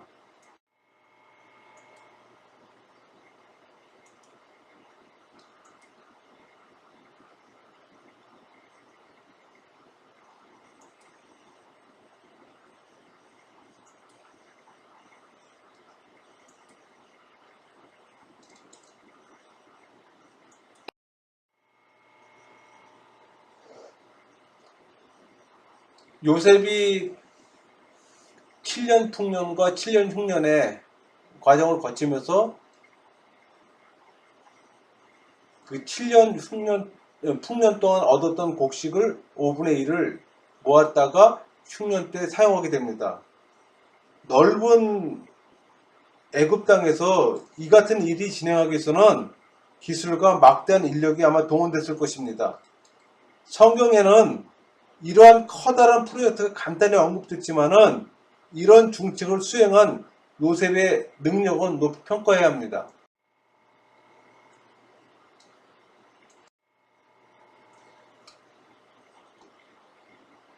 (7년 흉년 7년 풍년) 이 이야기는 저런 바위에 그대로 기록되어 있습니다. 그것이 국어학 자료로 발견된 것입니다.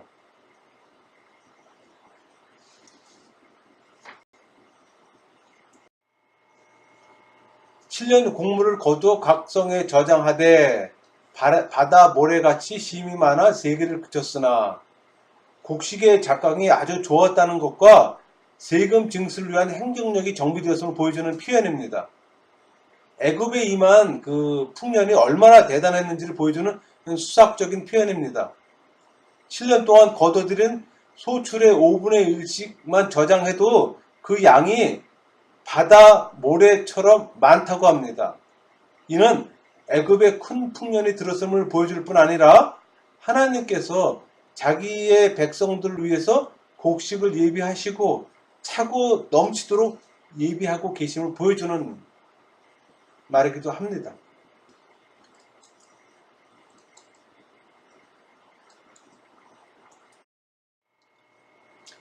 요셉의 치적은 아마 애굽뿐 아니라 주변 국가에도 다 알려졌을 것입니다. 그래서 애굽에 양식이 있다는 소문을 들고 주변 국가에서 전부 다 몰려듭니다. 결국 이 사건은 야곱의 가족이 요셉과 극적으로 만나는 계기가 되었습니다. 하나님은 이스라엘 민족의 그 명맥을 유지하고자 요셉이 애굽에 팔리도록 섭리하셨다는 것을 볼 수 있습니다. 이 기적적인 현상으로 아브라함에게 주셨던 하나님의 예언은 극적으로 성취됩니다.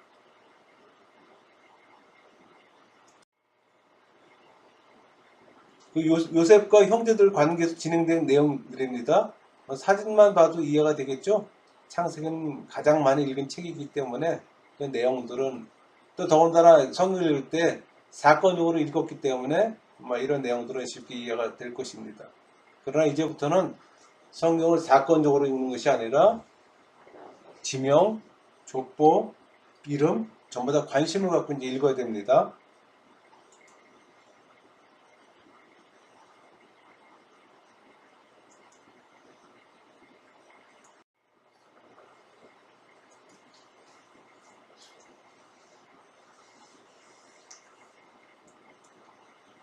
다 알 수 있는 내용들이기 때문에 설명을 드리겠습니다.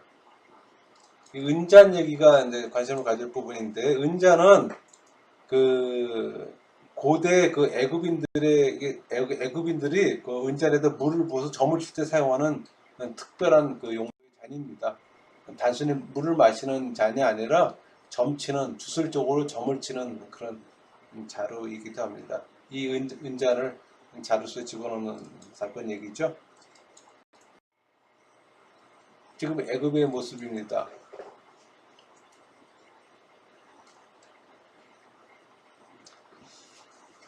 여기 말씀, 그 아이를 대신해서 나를 잡아두시오. 그 아이에게 해가 있으면은 내 아버지께 미침이 보리다라는 표현이 있습니다. 요셉과 그 형제들의 관계에서 진행되는 내용들인데, 야곱에 대한 효심뿐 아니라 베냐민에 대한 뜨거운 형제에서 우러나온 자기 희생적 제안입니다. 베냐민을 잡아놨을 때 만약에 베냐민까지 잡힌 상태로 돌아갔을 경우 과연 야곱의 상황은 어땠을까요? 과거 요셉이 동물에게 잡혀 먹었다고 해서 평생을 그 마음에 한을 맺고 살았던 사람인데, 또 베냐민까지 잡아놓게 되면은 그 형제들은 그 모습을 볼 수가 없었습니다. 그래서 형제들이 나를 대신 잡아두고 베냐민을 보내달라는 그런 얘기입니다. 그 요셉이 형들에게 원했던 마음이자 자세였습니다. 그래서 결국 요셉의 시험은 그 목적을 달성한 것입니다. 이런 모습으로 나오기를 요셉은 바랬던 것입니다.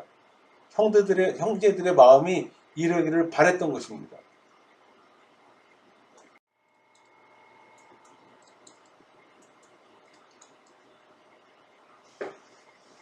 거기서 자기를 결국 드러냈죠.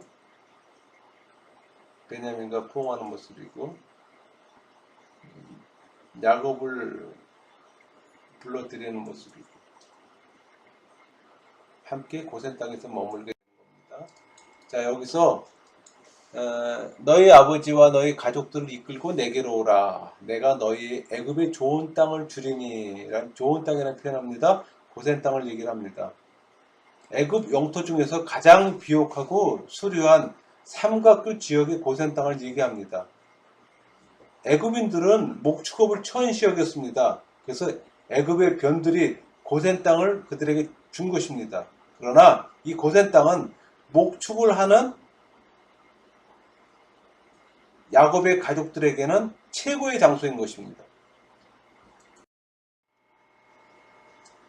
야곱과 요셉의 만남이 이루어졌습니다.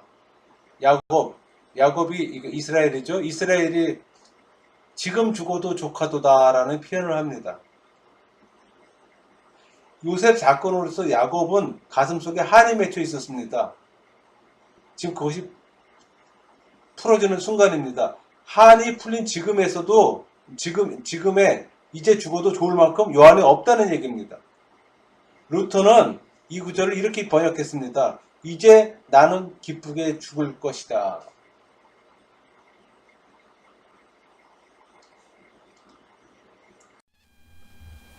그 48장 14절에 보면은 야곱이 요셉의 아들 므낫세와 에브라임을 축복을 합니다. 근데 오른손이 장남 므낫세한테 가야 되는데 지금 차남 에브라임한테 가는 형태의 그림인데, 사실 이 축복은 야곱의 인간적인 의도가 아니라 하나님의 섭리에 의한 신적인 그 의도임을 암시하고 있습니다.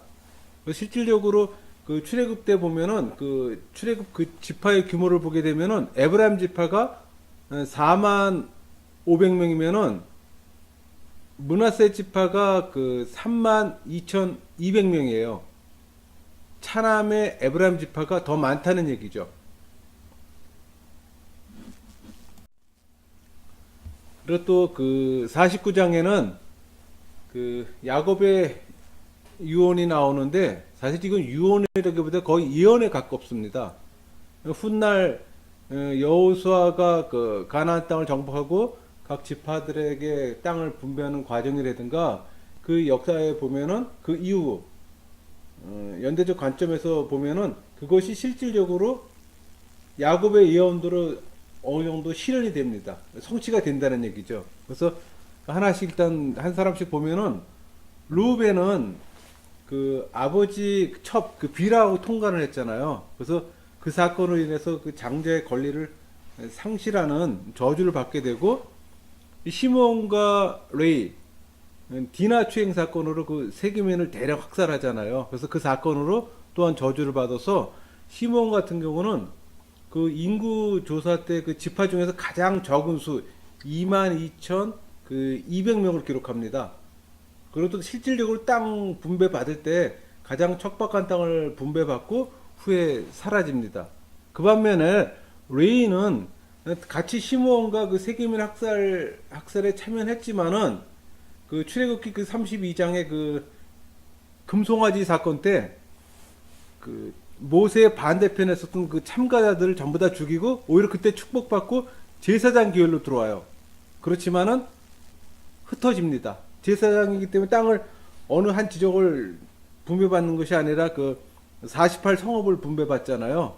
뭐 6개 도피성과 48개 성읍을 분배받기 때문에 각 흩어집니다. 그래서 그거는 그대로 야곱의 예언대로 이제 흩으리로다 한 그런 개념에서 성취가 된 것이고, 유다는 장자로서 예수님 계보에 이어지는 축복을 받습니다. 그리고 단이나 납달리 같은 경우는 어비가 그 비라잖아요. 비라는 그 나헬의 여종이에요. 그래서 또 그런 면도 있고, 또 그 어미 그 비라가 그 장남 르벤과 동침을 하잖아요. 그래서 그 동침이 하나의 유혹의 관점에서 보고, 또 단지파가 그걸로 인해서 우상 숭배의 근원지었다는 뭐 그런 형태, 그렇게 해석이 맞는지 모르겠지만은, 그래서 우상 숭배로 지파가 사라집니다. 그 반면에 이쪽에 아셀 같은 경우는 그 레아의 여종이잖아요. 그래서 그 섬기는 하인, 서번트 개념으로 해갖고서 갓은 군대로 섬기고 아셀은 수라상으로 섬깁니다. 그래서 훗날 유다 다윗왕을 섬기게 되고, 이사갈은 그 레아의 아들이지만은 그 르벤이 그 밭에서 그 구해온 합 한 채로 그 대가를 치릅니다. 무슨 얘기냐면은 라헬하고 그 야곱하고 잠자리를 하게 되는데 그 합 한 채를 줌으로 인해서 대신 그 레아가 잠자리를 하게 되고, 그걸로 인해서 난 자식이 이사갈이에요. 그래서 그 사건으로 저주를 받게 되고, 그 저주의 결과는 그 상부 지배계층을 형성하지 못하고 지배계층이 지배받는 계층이 되어서 그 육체적인 고난과 뭐 납세 의무를 하게 되는 그런 상태로 전락하게 되고, 그걸로 인해서 힘든 노동일이나 뭐 농사일에 전념하게 될 거라는 그 예언이 그대로 또 실현되고, 스불론 같은 경우는 그 해변에 거주한다 이렇게 표현을 했는데, 그 직접적으로 해변에 거주하지는 않아요. 그렇지만은 그 지중해와 갈릴리 사이에 그 거주함으로써 이 예언이 또 이루어집니다. 그것은 나중 그 지도 보고 다시 한번 말씀드리겠습니다. 그래서 요셉의 예언은 그 뭐 우리 너무 잘 알고 있지만은 두 아들 에브라임과 므낫세 지파를 통해서 충분히 성취되었습니다. 근데 하나 이제 우리가 좀 의아할 부분이 이 베냐민이에요. 베냐민. 그 야곱이 아주 사랑하는 아들 베냐민인데, 베냐민을 물어뜯는 일이라고 예언을 합니다. 무슨 개념이냐면은 그것도 사실은 저주예요. 야곱이 그 사랑하는 라헬이 이 베냐민을 낳다 죽어요. 그리고 또 실질적으로 사사기에서는 이 베냐민 지파가 11지파하고 싸우다가 싸움을 경험하고 또 이 베냐민 지파에서 사울왕이 나옵니다. 그 사울왕이 다윗을 또 물어 뜯음으로써 그 예언이 또 실현되고,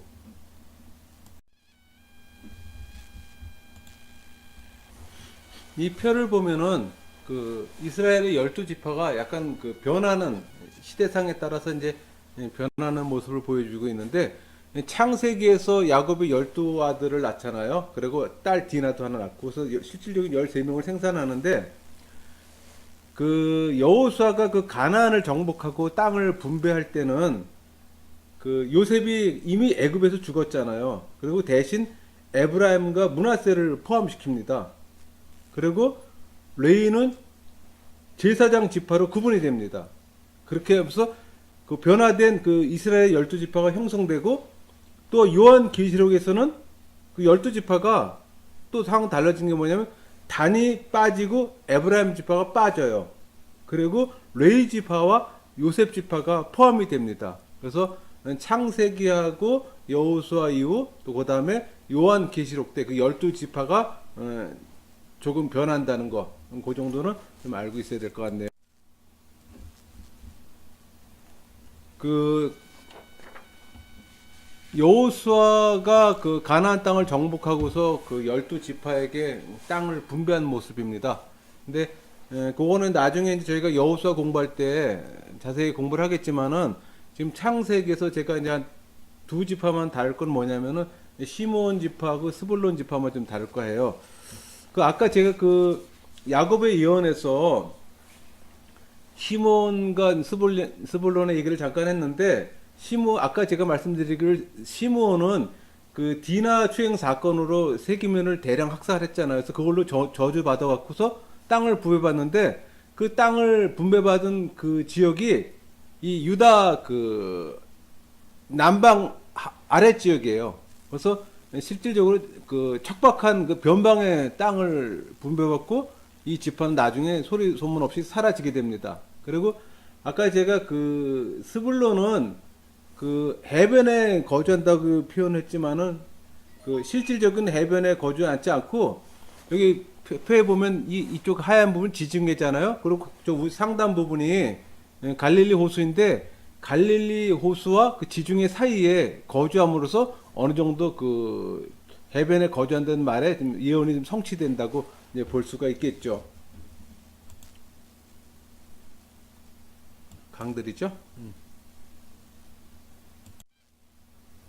그리고 유다에 대한 예언은 그 유다의 후손인 그 다윗과 솔로몬에 의해서 찬란하게 성취됩니다. 유다의 후손에서 메시아가 출생하시고, 또 구속사의 흐름은 그 절정을 이루게 됩니다. 요셉의 아들 그 에브라임이나 므낫세를 통해서 요셉에 대한 그 예언은 성취됐다고 말씀드렸어요. 그리고 가나안 정복 후 가장 안전하고 넓은 땅을 분배받습니다. 그리고 또 요셉은 죽음 후에 애굽의 총리 생활을 80년을 했잖아요. 그래서 거기에 걸맞는 국장으로 미라 장례법으로 매장이 됩니다. 믿음의 조상 그 아브라함, 이삭, 야곱이 매장된 헤브론 땅 막벨라 굴로 장사가 되는 거죠. 또 여기서 나온 아벨 미스라임은 애굽인의 그 애굽인의 애곡이라고도 표현합니다.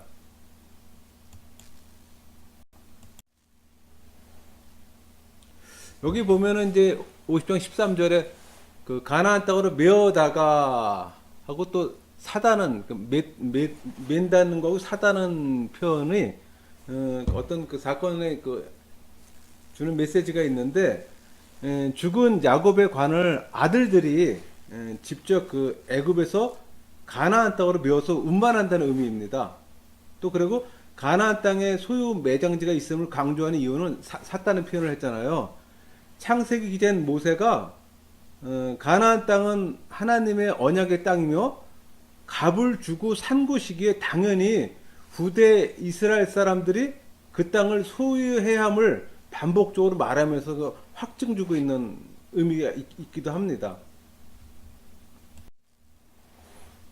요셉의 생애를 이제 지도로 이렇게 표현을 했는데 사실 요셉의 삶은 장차 오실 그 예수 그리스도의 삶에 대한 예표입니다. 그래서 제가 지난 시간에도 말씀드렸지만은 구약에서 은혜 받는 그 팁은 예수 그리스도의 예표를 찾는 거예요. 성경 안에는 예수님의 예표가 너무너무 많습니다. 근데 우리는 신약에서만 예수님을 생각하는데 구약 안에 굉장히 많은 예수님의 예표가 있습니다.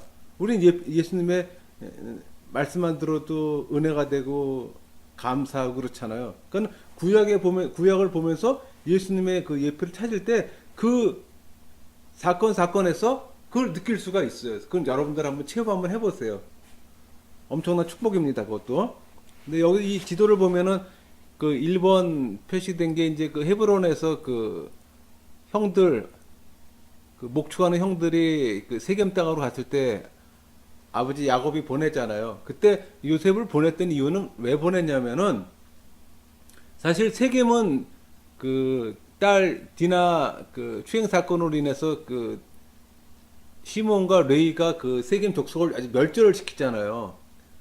그것이 사실 한편으로 은근히 두려웠었어요. 왜 그러면 그 시대는 도시국가를 형성됐기 때문에 동맹체제가 있었어요. 그래서 세겜 하나만 멸절시키려 끝나는 것이 아니라 세겜하고 그 동맹 관계에 있는 다른 도시에서 만약 공격을 해오게 되면은 그것도 감당하기 어려운 일이었거든요. 그게 사실 두려웠던 거예요. 그래서 혹시나 해갖고서 아들들이 별 일이 없나 이제 요셉을 보내는데 그것이 이제 그 팔리움을 당하는 이제 그런 사건을 전환이 되는데 그 도단에서 이 3번 해변길을 따라서 이제 애굽으로 팔림을 당하는 거고 그리고 그 여기 그 파란선은 이제 그 이 야곱의 가족 70명이 이제 애굽으로 들어가는 그 동선이고요. 그다음에 여기서 녹색선 같은 경우는 그 이제 출애굽한 이스라엘 백성들이 홍해를 건너서 시내산으로 가는 그 동선이죠. 그건 다음 시간에 저희가 이제 출애굽기 공부할 때 자세히 공부할 겁니다.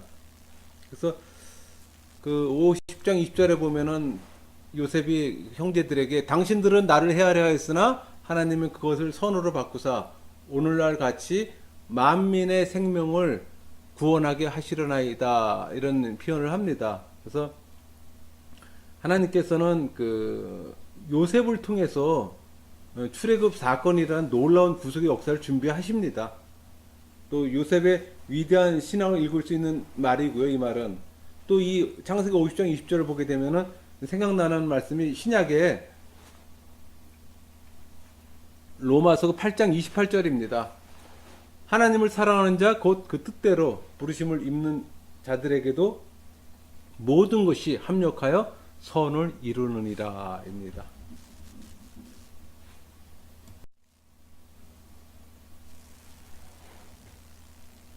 그 요셉은 110세에 죽습니다. 그렇다면은 참 30세에 총리가 되고 80년간 총리 생활을 한 것이죠. 그래서 유대인 중에는 첫 미라입니다. 또 애굽에서 430년이 지나 출애굽할 때 유골이 같이 나옵니다. 또 광야에서 40년을 같이 보냅니다. 여호수아가 가나안을 정복 후 세겜 땅에 장사시킵니다. 그것이 요셉이 죽은 후의 여정입니다.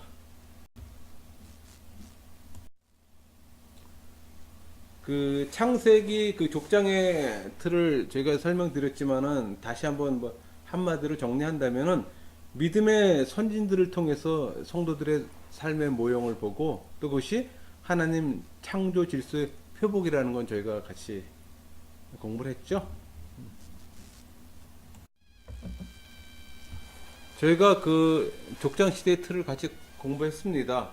근데 이제 이 내족장에 대해서 그 좀 핵심적인 부분을 뭐 하나씩 뽑아 본다면은 아브라함에게 새 언약을 주시고 또 이삭의 결혼의 모형을 보여주시고 또 야곱을 통한 이스라엘의 백성의 그 시작과 또 그들을 애굽에 정착시키고 또 그들이 어떻게 살아갈 것인가를 예언 같은 유언으로 알려줍니다. 요셉을 통해 그 예언이 성취될 수 있도록 환경을 조성해 주는 하나님. 그래서 하나님의 구속사는 철저한 그 계획하심과 경륜 속에서 진행됨을 보여줍니다. 그런 의미에서 창세기는 신앙의 시작인 하나님이 어떤 분인가를 알게 해주는 책이기도 하죠. 그 미라입니다. 수천 년 동안 그 보존돼서 우리에게 그 보여주는 미라의 흔적들입니다. 대형 발권에 소장된 미라고요. 그래도 이렇게 오랜 동안 보관할 수 있는 것 자체도 또 어떻게 보면 기술이죠. 이것도 사실은.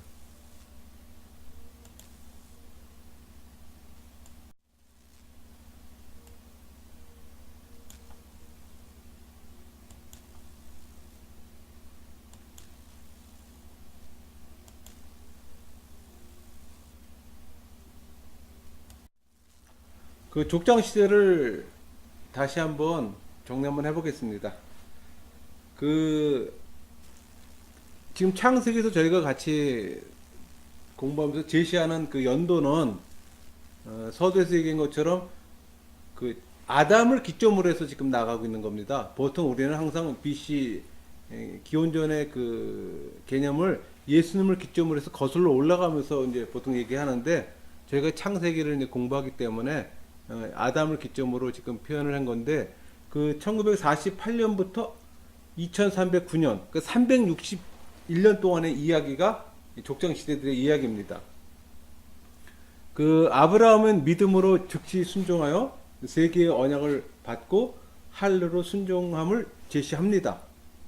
또 이삭은 그 복을 받는 자의 그 삶이 언약의 기초가 되고 출발점이 됨을 보여줍니다.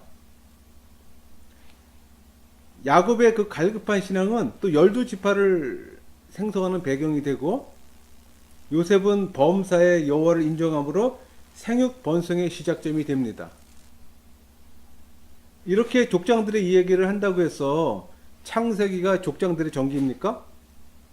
아니죠. 절대 아닙니다. 아브라함은 175세를 살았습니다. 그러나 성경은 그 175년 중에서 40년의 이야기만 언급을 합니다. 또 이삭은 180년을 살았습니다. 그러나 그의 이야기는 그 우물 이야기나 결혼 이야기가 주를 이룹니다.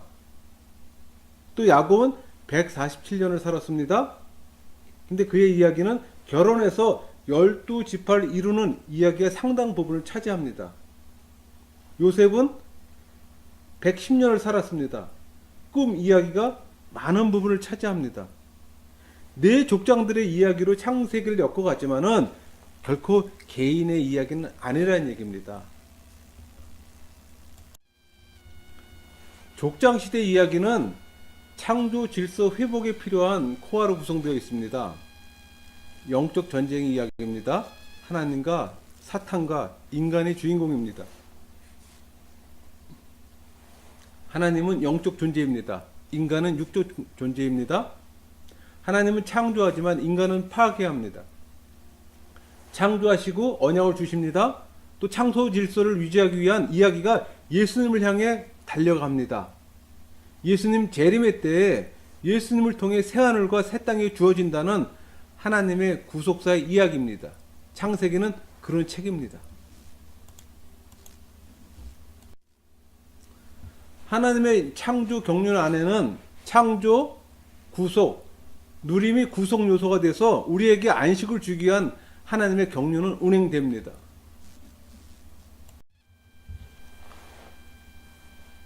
저희가 지금 창세기를 이제 거의 끝났습니다. 근데 그 마지막으로 이제 창세기는 성경 66권의 시작의 책입니다. 그래서 성경이 어떻게 전개되는가, 그거에 대한 어떤 질문을 던지는 책이기도 합니다. 그 답은 창조의 질서 회복입니다. 하나님이 그 창조하신 창조물이 하나님의 뜻대로 원위치 해야 합니다. 또 그것이 하나님이 바라는 바고 원하는 바입니다. 우리는 그 경륜 안에서 움직여질 뿐입니다. 그 경륜에서 벗어나려고 할 때 문제가 야기됩니다. 앞으로 저희가 성경 공부를 계속 하지만은 이스라엘 역사에서 그 모습을 보게 됩니다. 그래서 창세기는 50장 각 장마다 주는 내용들이 다양하고 참 풍부한 자료들로 구성되어 있습니다. 그래서 창세기는 그 어떤 책보다 중요한 책이라고 볼 수 있습니다. 시작의 책이기 때문에 또한 뭐 시작이 있으면 끝이 있어요. 요한계시록에 있는 것처럼 시작과 끝은 중요합니다. 물론 과정도 중요하겠지만은 시작을 바르게 알지 못하면은 과정이나 결과를 바르게 이해할 수 없기 때문에 그런 면에서는 신앙생활하는 모든 이들에게 창세기가 바르게 이해돼야 된다고 저는 생각을 합니다. 강의는 여기서 마치는 걸로 하겠습니다. 감사합니다.